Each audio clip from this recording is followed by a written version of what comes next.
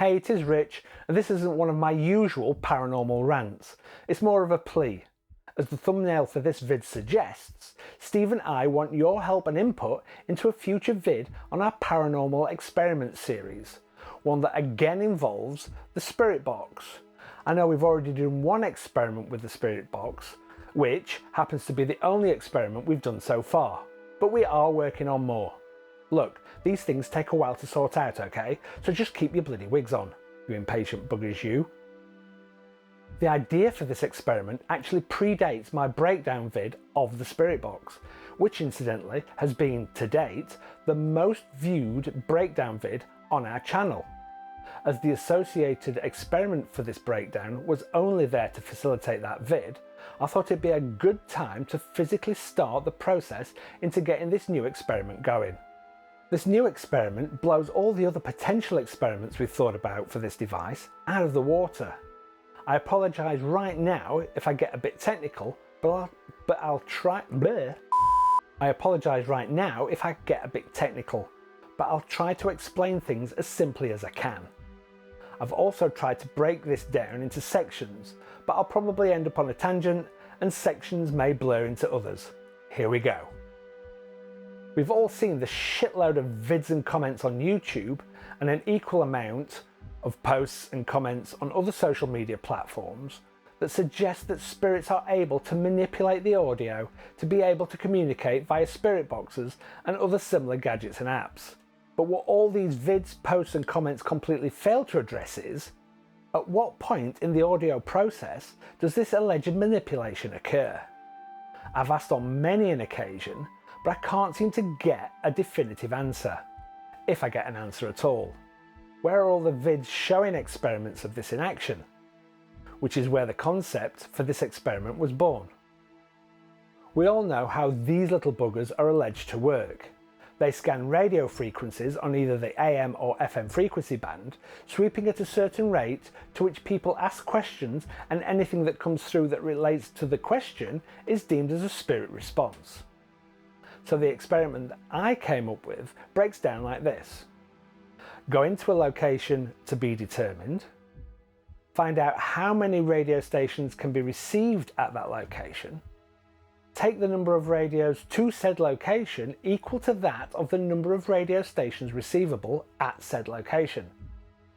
Set individual radios to one specific receivable radio station, then start a Spirit Box session. During the session, we record all stations along with the output from the Spirit Box simultaneously and for a set duration onto individual tracks. We would also video the Spirit Box next to a watch or a clock for the duration of the session. The idea then is that we'll be able to align all of the audio tracks by time, listen back to the Spirit Box output and determine if it differs from what's output from the specific radio station at the exact time the Spirit Box scans that particular frequency. Does that make any sense? We'd also be able to hear exactly what the broadcaster was actually saying at the time of the alleged response. That sounds fairly straightforward, right? Wrong. It appears, even with my musician and sound engineering experience, that it's not as easy as you might think to record multiple radio stations and the Spirit Box output simultaneously. Nor is it cheap for that matter, but more on that later. By far the biggest headache is, what do we record the audio on? Okay, we must try to reduce the potential for naysayers to call foul on this experiment and to keep errors to a minimum. So we have to plan this out with that in mind. During our original Spirit Box experiment, which was conducted at the Lard facility, we were able to receive 11 distinct radio station broadcasts. One of the stations was duplicated, as a weak signal on a different frequency was picked up broadcast from another transmitter located near Doncaster. So, 12 FM stereo station signals, plus the Spirit Box stereo output, requires 26 mono channels to record, if we ran this new experiment at Lard. There is a potential for more or fewer radio stations to be received, dependent on the location chosen. I have my Zoom R16, but that only allows for 8 tracks to be recorded simultaneously. It does have the facility to link a second R16, but that would still only give a total of 16 tracks recording. I did have some lengthy spiel written about the cost and availability of equipment to be able to simultaneously record multiple radio broadcasts, special cables that would effectively halve the number of tracks we'd need to record, etc, etc. Then just as I'd gotten to the end of all that and saved the document, I had an epiphany. Why waste time, money and effort trying to buy or hire a piece of kit to do the recording when we could hire a mobile recording studio with sound engineer? Result! I've got inquiries out to a few local businesses that provide this service, so we'll see what they come back with. Having said that, if they can't help us out, for whatever reason, I may have to look at purchasing some kit. Should that be the case, then I'll post an update vid. The only other real headaches are the location we choose and potential transport logistics. But as they are partially dependent on the equipment we use, let's not get into those now. Right, if we do get positive feedback from any of the inquiries I've put out to local mobile recording businesses, then that's the largest tech headache out of the way. So the next thing to consider are what radios would be most cost effective to use. They'd need to be all the same make and model, of decent quality, and they'd need to have some sort of audio output socket. But as I know exactly fuck all about radios and receiver quality, I'm a bit in the dark. Also, how many do we initially purchase?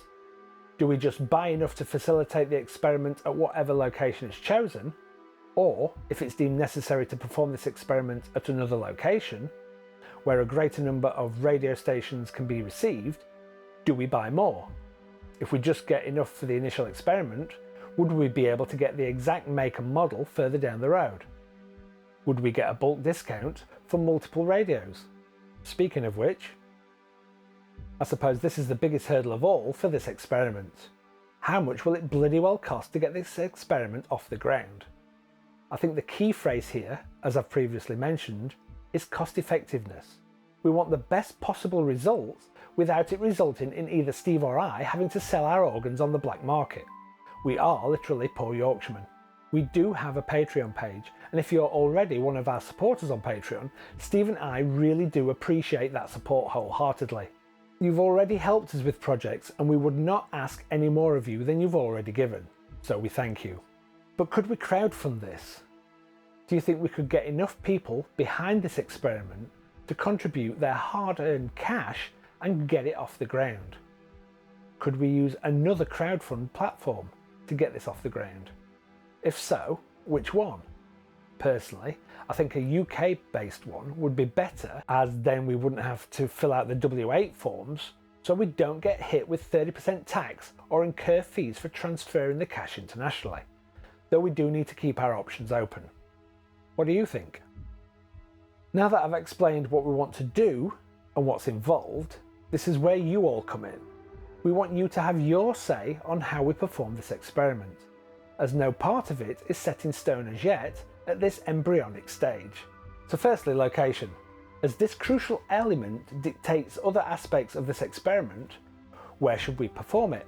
Now, we're not looking for specific place suggestions, we just want a general feel for what type of location you think we should go for. Somewhere allegedly haunted, or just do it in the safety and comfort of the large facility. There's no reason why we couldn't take this experiment elsewhere to try at another point in time. Next, equipment.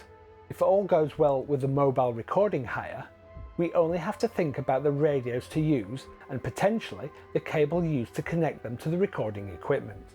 Do some radios have better receivers than others? Are mains powered units better than battery powered? Is the trade-off cost over quality? We have no idea. Okay, the Spirit Box session itself. The original experiment had 2 5-minute sessions with the same questions in each, but now we'd only be performing a single session. Is 5 minutes long enough? Or too long? Should either Steve or I perform the session, like last time, or should we get an actual Spirit Box user to perform it? And if so, who? Do we perform it deaf, like the original experiment, so as not to be swayed by the Spirit Box output, and have a set number of questions? Or do we allow whomever is performing the session to hear what's output from the spirit box and react accordingly? And last but by no means least for this section, how do we finance this? I think we'd get people on both sides of the paranormal fence excited for this experiment, but would they be excited enough to crowdfund it to make it happen? If you think we would, what platform should we use, if any? Do any of you have experience with these platforms enough to advise us? How would we advertise it to get it out to the largest number of people possible? Whatever input you have for this, or if you've thought of something that we haven't considered, either leave us a comment below, message us via our Facebook page, or email us at paranormal.tedium@gmail.com. Any help that you can provide would be greatly appreciated. If you're watching this vid and you're not currently one of our Patreon supporters or a member of our Facebook group Paranormal Truth, or anyone else we sent the link to this vid to, then we've obviously decided to release it publicly on YouTube. So, if you haven't already, please like the vid, as this truly does help with YouTube promoting our content. Consider subscribing to the channel, remembering to click the notification bell icon. We have an ever-growing list of content available and do have more varied content planned, so we'd hate for you to miss out. Go check us out on Facebook for more paranormal tedium mayhem, and consider joining our aforementioned Facebook group Paranormal Truth.